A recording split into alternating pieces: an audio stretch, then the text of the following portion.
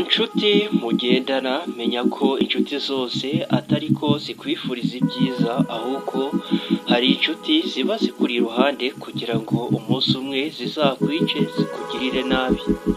Uyu mukobwa ubona ku sikirini yawe bamwita Anifa, kuri ubu ngubu yamaze kwitaba Imana azize kuba yaragendanye n'inshuti, gusa zimwe mu nshuti ze yagiraga zikaba zaramubereye inshuti mbi bikarangira zimwishe. Ubwo leta yatanze ibiruhuko birebire, uyu mukobwa bita Anifa ejo hashize nibwo yagiye kwishimana n'inshuti ze zose, kunywa amayoga, amarikeri, bakarenzaho n'amatabi.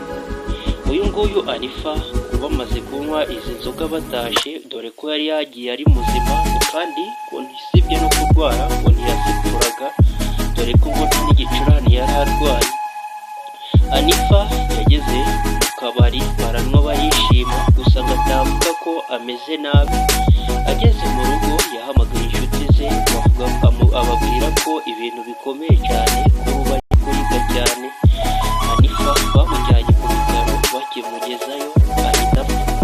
Biravugwa yuko mu byo kunywa yanyweye uwo munsi asohokana n'inshuti ze basutsemo supaguru atari kureba, bityo inyama zo mu nda ziza gufatana nyuma y'uko amuye supaguru bari bamushiriye mu kinyobwa. Nguko uko umukobwa wari ufite umwana umwe apfuye asize umwana umwe w'umuhungu yari yarabyaranye n'umugabo, gusa uyu mugabo ntibabanaga. Anifa uruhuke mu mahoro uzize inshuti mbi.